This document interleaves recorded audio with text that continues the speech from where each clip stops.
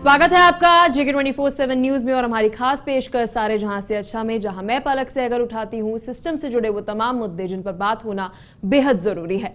हम आज डिजिटल के जमाने में हैं। एक क्लिक दूर है अपनी मनपसंद खाने को ऑर्डर करने में, एक क्लिक दूर है अपने मनपसंद ड्रेस को मंगवाने के लिए, और एक पल दूर है अपने उधार जो लिया है उसको डिजिटल पेमेंट से उतारने के लिए।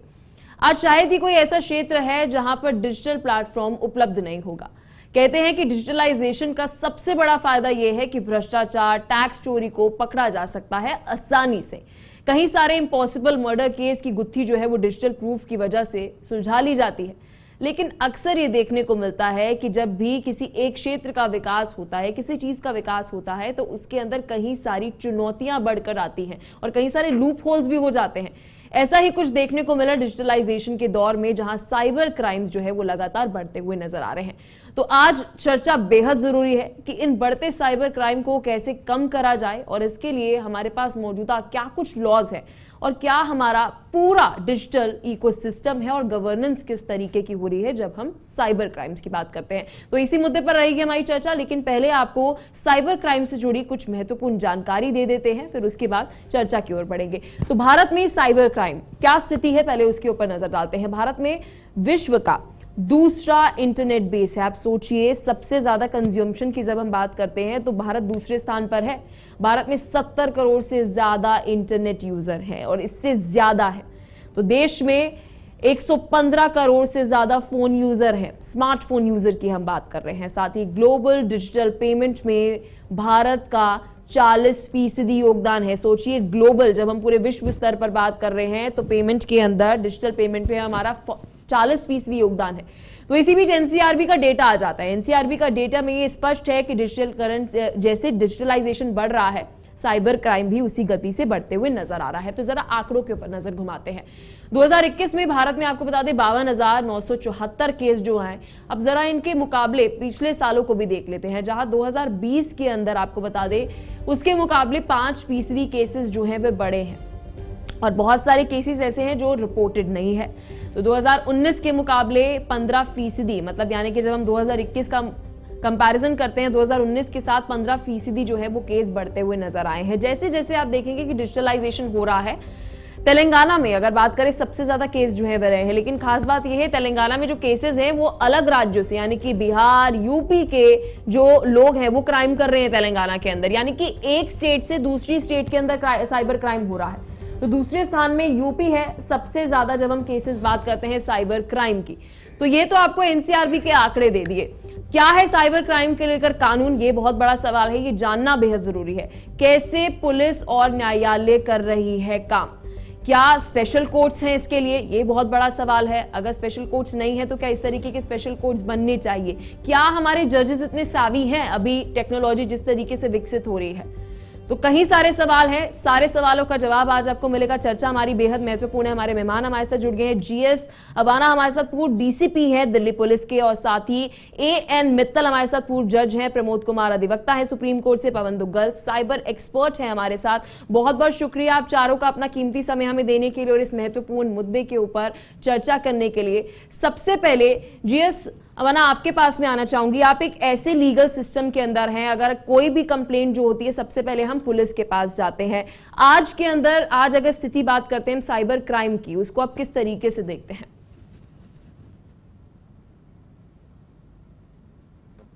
दिल्ली पुलिस की बात है और दूसरे राज्यों में भी उस तरह की व्यवस्था की गई है, और साइबर क्राइम में अब विशेष ट्रेनिंग दी जाती है। जो हमारे सब इंस्पेक्टर्स भर्ती होते हैं तो एक अलग से सब्जेक्ट है साइबर क्राइम का, ये तो ट्रेनिंग है। इसके अलावा अभी 18 साइबर क्राइम पुलिस स्टेशन खोले गए हैं, और जो दूसरे हैं साइबर क्राइम सेल है क्राइम ब्रांच की, उसमें व्यवस्था है। तो काफी इक्विप्ड हैं। अब वो जमाना गया जो आईटी एक्ट जब आया था तो उस वक्त ज्यादातर लोगों को पता नहीं था कि किस तरह से हम डिजिटल एविडेंस को इस्तेमाल करें, किस तरह से करें। सबसे बड़ी जो समस्या साइबर क्राइम में आती है वो आती है उसके फिजिकल ज्यूरिस्डिक्शन की, क्योंकि इसकी कोई फिजिकल बाउंड्री तो है नहीं, और बाउंड्री नहीं है। एक आदमी कहीं भी बैठ के, यूएस में बैठ के भी यहाँ इंडिया में क्राइम कर सकता है। तो ये बड़ी समस्या है। फिर जो जिस तरह के एविडेंस हमारे ट्रेडिशनल कन्वेंशन क्राइम में हैं, वो सब मौजूद इसमें नहीं होते हैं, इसको अलग तरीके से करते हैं, हैंडल करना पड़ता है। तो अब तो काफी बातें हो चुकी हैं, काफी लोग इक्विप हैं और बहुत क्राइम हो रहा है। जब इंडिया में जो हम वर्ल्ड का सबसे ज्यादा ट्रांजैक्शंस होती हैं हमारे यहाँ पे, डिजिटल ट्रांजैक्शंस होती हैं, तो उस लिहाज से क्राइम भी बढ़ेगा। और उस क्राइम पे अंकुश रखने के लिए जो भी एजेंसी है उनको भी वो इक्विप हो रही हैं, और भी आज ज्यादा आवश्यक है। उसी तरह से पहले भी जुडिशरी जो थी उसमें थोड़ी बहुत प्रॉब्लम थी, अब तो सारे लोग काफी कुछ जानते हैं और अच्छा है हमारा कुल मिला के जो सारा, अगर क्रिमिनल जस्टिस सिस्टम में देखें साइबर क्राइम को, तो अच्छे हालात हैं। सर आपके पास वापस लौटती हूँ, हमारे साथ पूर्व जज हैं एन मित्तल जी। मित्तल जी, सवाल आपसे बहुत ही सिंपल रहेगा। जिस तरीके से सर ने बोला, जब हम अपने अलग अलग स्तंभों की बात करते हैं, पिलर्स की बात करते हैं, कि वहां पर तो टेक्नोलॉजी सावी हो गए हैं, हमने एक अलग सेल बना दिया है साइबर सेल का, क्या जुडिशरी के अंदर भी एक अलग तरीके का सिस्टम जो है विकसित कर दिया गया है, स्पेशल कोर्ट्स जो है विकसित कर दिए गए हैं साइबर क्राइम्स के लिए? जी, निश्चित तौर से जुडिशियल सिस्टम में न्यायाधीशों को इस विषय पर विशेष ट्रेनिंग दी जाती है। और मैं अपना स्वयं का बता दूं कि वर्ष 2000 में जब ये इंफॉर्मेशन टेक्नोलॉजी एक्ट आया था, उस समय मैं judicial training and research institute में एडिशनल डायरेक्टर था, और उस समय मैंने इंटरनेशनल कोर्स ऑर्गेनाइज किया था जिसमें 5 कंट्रीज के लोग इसमें आए थे। तो सारे कंट्रीज के जो साइबर ऑफेंसेस हैं उनको स्टडी करके ये कोर्स किया गया था। जहां तक जजेस का सवाल है, जजेस को इस बारे में निश्चित रूप से पर्याप्त ट्रेनिंग दी जाती है और टाइम टू टाइम उनको अवगत कराया जाता है कि अब नई टेक्नोलॉजी क्या है, जिसके बेसिस पर वो कैसे इलेक्ट्रॉनिक एविडेंस को यूज कर सकते हैं। और हमारे जजेस भी इक्विप्ड हो गए हैं, और मोर पर्टिकुलरली जो हमारे इन्वेस्टिगेटिंग ऑफिसर्स थे उनमें भी जानकारी नहीं होती थी कि इसको, इस ऑफेंस को किस तरीके से ट्रेस किया जाए। तो अब इन्वेस्टिगेटिंग ऑफिसर्स भी इस बारे में एक्सपर्ट हो गए हैं, और अब इन क्राइम्स को कहना चाहिए कि पनिशमेंट देना अब बहुत कठिन नहीं है। मैं एक चीज आपको बताना चाहूंगा कि साइबर क्राइम जब तक नहीं हो सकता जब तक कि आप कंप्यूटर और नेटवर्क को यूज ना करें, पहली चीज।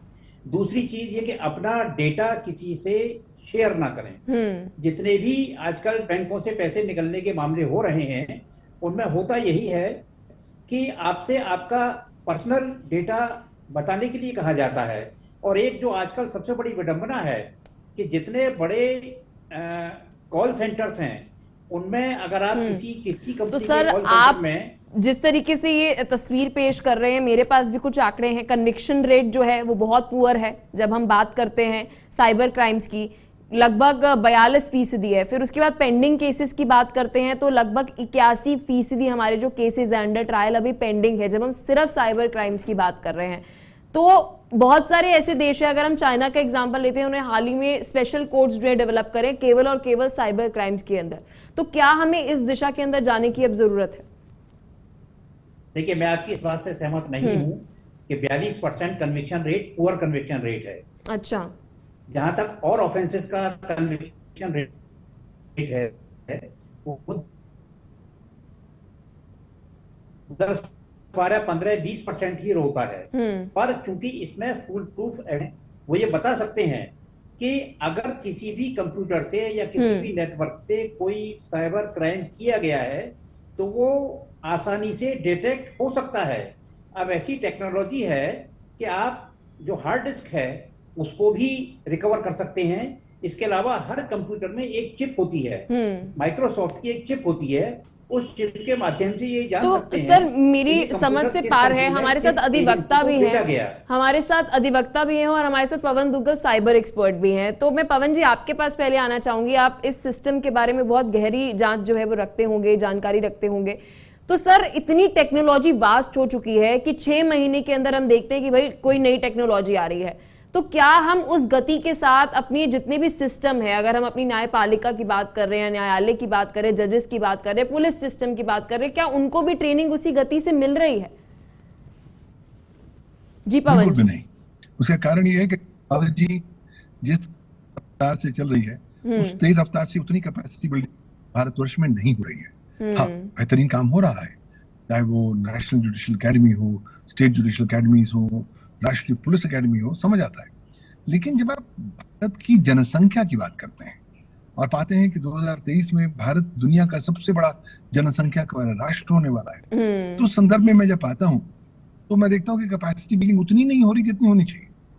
और आप जो आंकड़े जो बताए, मुझे मालूम नहीं इसका सोर्स क्या है, लेकिन वो आंकड़े जमीनी एनसीआरबी के डेटा है सब।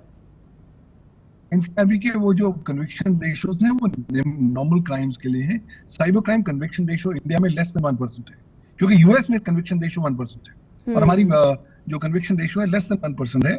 हमारे यहाँ मुकदमों में सजाएं होती ही नहीं है। उसका कारण यह है कि इलेक्ट्रॉनिक एविडेंस को इकट्ठा नहीं किया जाता प्रॉपर्ली तरीके से, उसको प्रस्तुत नहीं किया जाता और अदालत में उसको साबित नहीं किया जा सकता as per section 65B of the evidence act. तो अगर हम सोच रहे हैं कि बहुत बढ़िया काम हो रहा है, तो मुझे लगता है कि मैं आपसे बिल्कुल असहमत हूँ। ऐसा बढ़िया काम बिल्कुल नहीं हो रहा। हमें समझना होगा कि कोविड-19 के बाद स्वर्णिम युग साइबर क्राइम का प्रारंभ हो चुका है। The golden age of cyber crime शुरू हो चुकी है और ये अब गोल्डन एज हमारे साथ कई दशकों तक रहने वाली है। इसलिए जितनी जल्दी हम अपनी आंखें खोल लें इस नए प्रकरण को लेकर और पाएं कि भारत का जो वर्तमान कानूनी ढांचा है वो संपूर्णतः अपंग है साइबर क्राइम की तुलना में, तो हमें एक बहुत ऑब्जेक्टिव ओपिनियन मिल पाएगा। क्योंकि भारत का सूचना प्रौद्योगिकी कानून देख लीजिए ना, आईटी एक्ट जब 2000 में बना था तब उसने अधिकांश सारे साइबर क्राइम्स को गैर जमानती अपराध घोषित कर दिया था, कोई डेटरेंस हुआ करती थी। लेकिन 2008 में जब हमने इसको संशोधित किया तो ऐसी महागलती कर ली जिसका खमियाजा आज भी राष्ट्र भुगत रहा है। हमने 3 साइबर क्राइम्स को छोड़कर तमाम सारे साइबर क्राइम्स को जमानती अपराध बना दिया। और एक बार भारतवासी कोई भी व्यक्ति जमानत के बाद बाहर आता है वो पहला काम ये करता है कि अपने विरुद्ध जो इलेक्ट्रॉनिक एविडेंस होता है उसको नष्ट कर देता है ताकि उसके विरुद्ध कोई कन्विक्शन ना हो पाए। यही कारणवश अकाल सा रखा है इन साइबर क्राइम कन्विक्शंस को लेकर और बहुत ज्यादा कैपेसिटी बिल्डिंग करने की आवश्यकता है। वैसे भी कानून को संशोधित करने की आवश्यकता है क्योंकि कानून 2008 में संशोधित हुआ था। तो क्या एक बेस भी मजबूत करने की जरूरत है? क्योंकि हमें प्रमोद जी आपसे मेरा सवाल रहेगा कि संशोधन की बात कर रहे हैं कि 2000 के अंदर जो हमारे पास बिल था उसके बाद आपने 2008 में संशोधन कर दिया। क्या अब जिस तरीके से टेक्नोलॉजी इतनी ज्यादा वास्ट होती जा रही है, इतना चेंजिंग डायनामिक होती जा रही है, तो क्या और संशोधन की अभी जरूरत है, बेहतर संशोधन की अभी जरूरत है? प्रमोद जी। बिल्कुल मैडम, देखिए जैसा अभी बता रहे थे कि इसमें कन्विक्शन रेट 45% है और इतने केसेस पेंडिंग पड़ा हुआ है।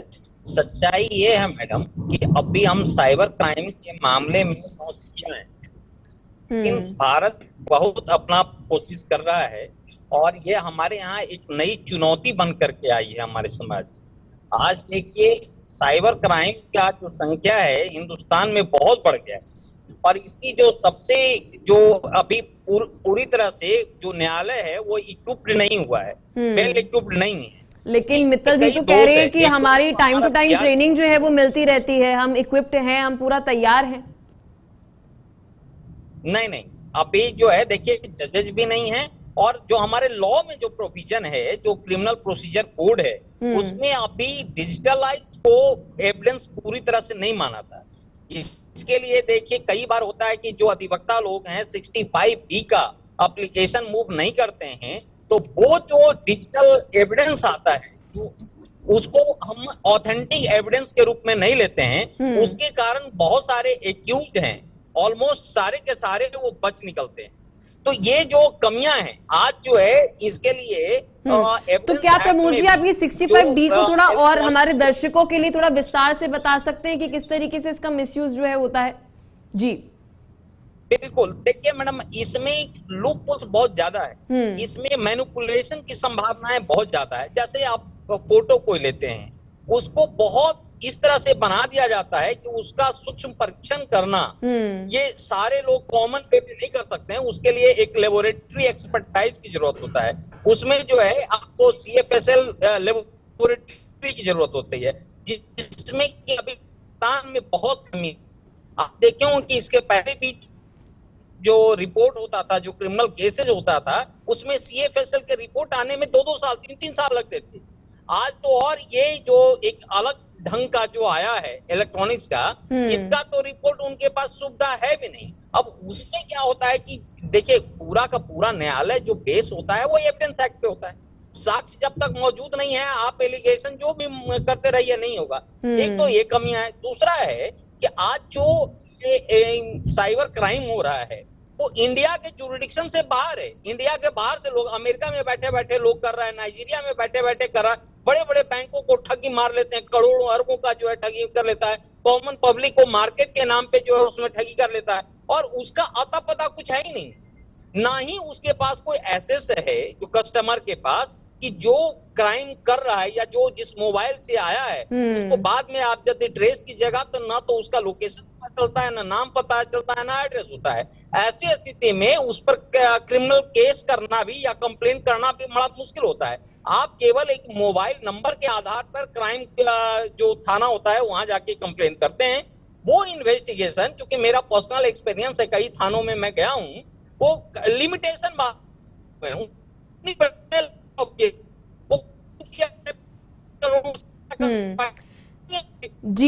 जीएस अवाना जी के पास में आना चाहूंगी। बेहतरीन बात जो है आपकी तरफ से की गई है प्रमोद जी। जीएस जी, आप क्या कहना चाहेंगे? क्योंकि अब प्रॉब्लम सिर्फ ये नहीं है कि भारत राज्य से राज्य, फिर राज्य से अंतरराष्ट्रीय तक ये जो बात है जो पहुंच रही है, अमेरिका में बैठा हुआ या किसी भी देश से बैठा हुआ कोई व्यक्ति जो है यहाँ पर ठगी जो है कर सकता है। हमारे जुरिस्डिक्शन के बहुत पार चली जाती है चीज। ये एक बहुत बड़ा चैलेंज है।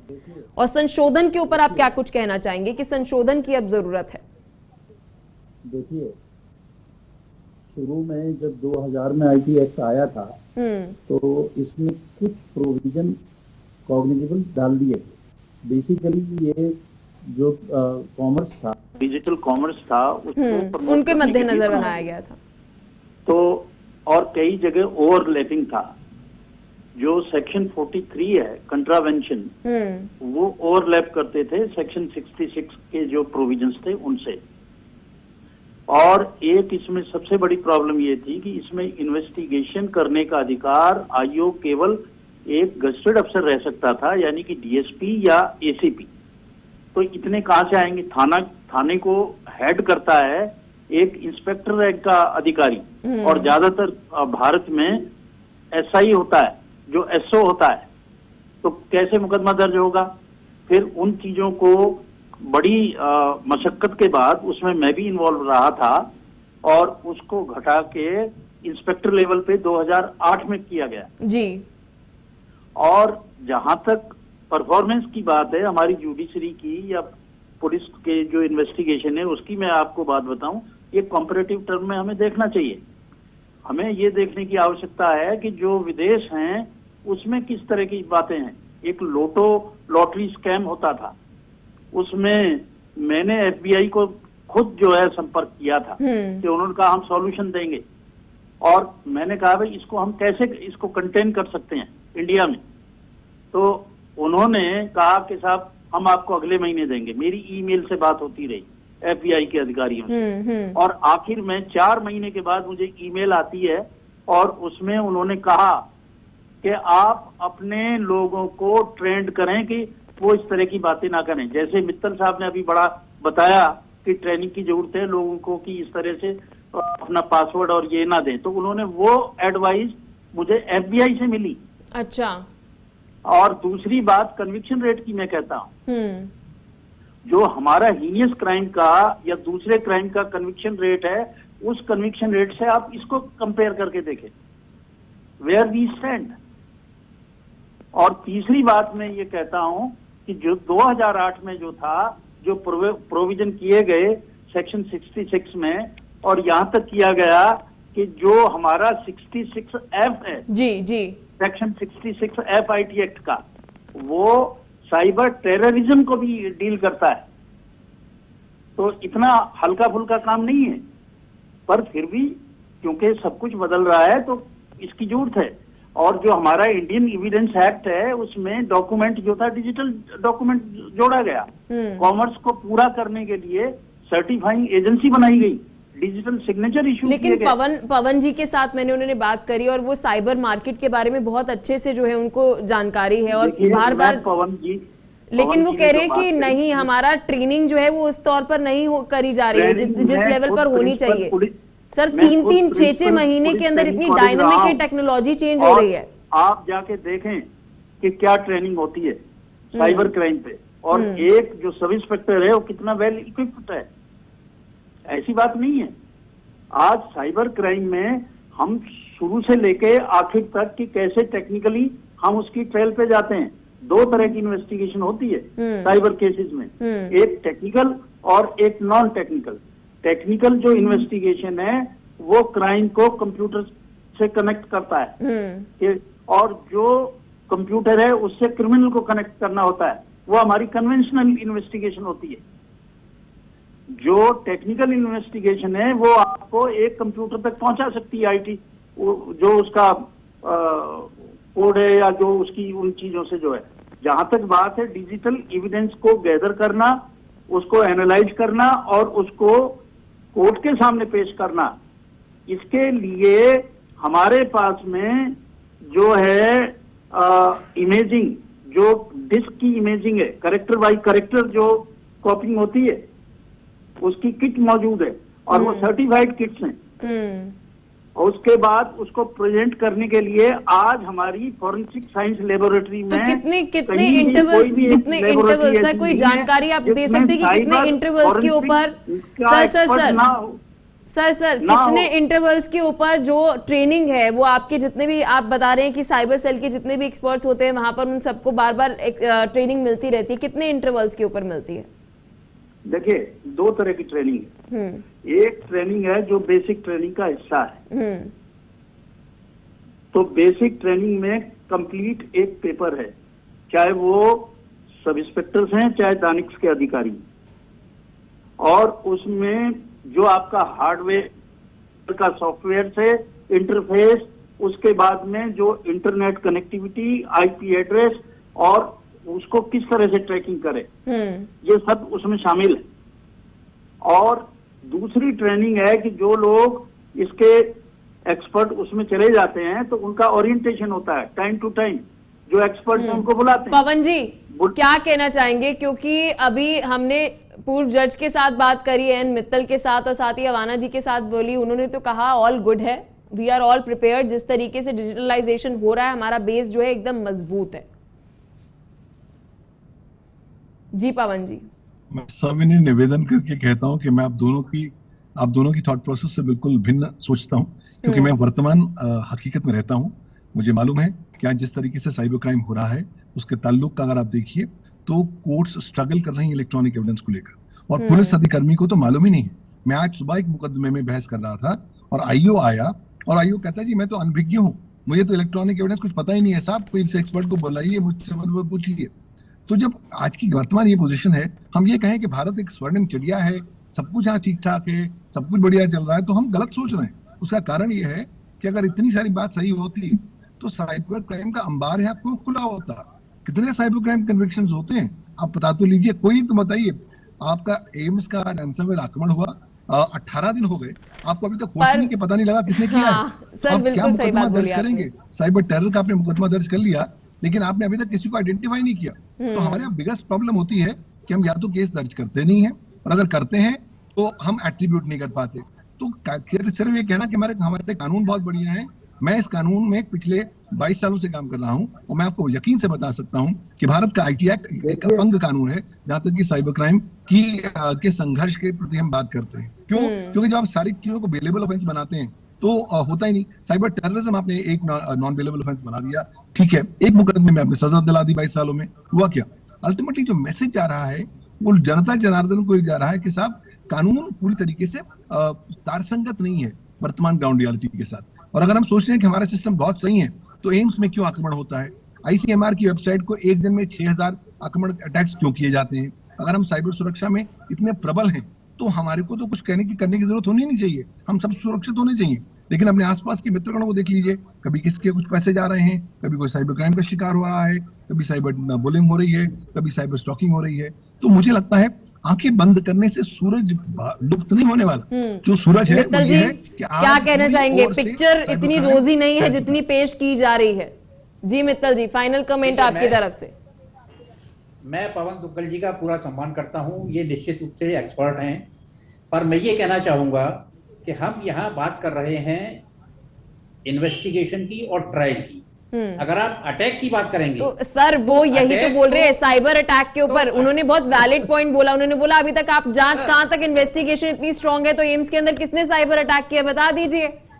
यही बात बोली ना, जहां तक पवन जी की बात मैं समझी। जी मित्तल जी, देखिए जो अटैकर्स होते हैं या जो हैकर्स होते हैं वो जजेस से और इन्वेस्टिगेटिंग ऑफिसर से करीब 100 गुना एक्सपर्ट होते हैं। अच्छा। और जो बड़ी बड़ी कंपनीज हैं वो हैकर्स को एम्प्लॉय करती हैं। जितनी भी साइबर सिक्योरिटी बनाने वाली फर्म्स हैं, तो सर आपने मेरा पॉइंट खुद ही, सर जो मैं इतनी देर से पॉइंट आपसे पूछने की कोशिश कर रही थी, हमारी एक्सपर्टीज भी तो फिर उस लेवल की होनी चाहिए ना। यही तो मैं आपसे पूछ रही थी। हाँ, तो अटैक, साइबर अटैक एक एस्पेक्ट है और उस अटैक का इन्वेस्टिगेशन दूसरा एस्पेक्ट है और उस इन्वेस्टिगेशन के बेसिस पर कन्विक्शन तीसरा एस्पेक्ट है। तो जहां तक अटैक का सवाल है, अटैक के बारे में ना तो इन्वेस्टिगेटिंग ऑफिसर कुछ कर सकता है और ना ही जजेस कुछ कर सकते हैं। अटैक के बारे में तो जो इंटरनेट सर्विस प्रोवाइडर है या जो एजेंसीज हैं या जो फायरवॉल सिक्योरिटीज है, हाइपर टेक्स्ट ट्रांसमिशन प्रोटोकॉल है, इन सबको देखना पड़ेगा। लेकिन मित्तल जी प्रॉब्लम ये है, नहीं आप जो ये बात बोल रहे हैं साइबर अटैक जो हुआ, सवाल तो यही है ना, उस साइबर अटैक को इन्वेस्टिगेट करने के लिए मेरी भी तो नॉलेज इतनी ज्यादा प्रबल होनी चाहिए ना, इतनी ज्यादा अच्छी होनी चाहिए कि मैं उसको इन्वेस्टिगेट कर पाऊं। एक मिनट इस पॉइंट पे मुझे आप दे दें। जी क्या बोलेंगे आप? आपकी तरफ से फाइनल 30 सेकंड का आपके पास समय। जी अवाना जी, मैं ये कह रहा हूँ कि अटैक जो है हजारों अटैक होते हैं और कहाँ नहीं होते हैं। क्या हम ये सोच सकते हैं कि जीरो अटैक होगा? कहीं से भी कोई करता है, एनआईसी का जो सर्वर है उस पे हजारों अटैक होते हैं जी। पर हमारी सिचुएशन आप किसी भी कंट्री से कंपेयर करके देखें, उससे बेहतर है। ये कंपैरेटिव टर्म में गुड और बैड होता है, ये नहीं होता। अटैक क्या है? क्या कुछ भी नहीं है अटैक। दुनिया भर के लोग बैठे हैं, वो करते हैं, वो नहीं हो पाता है सक्सेसफुल। कुछ में सक्सेसफुल होता है तो उसका इलाज होता है।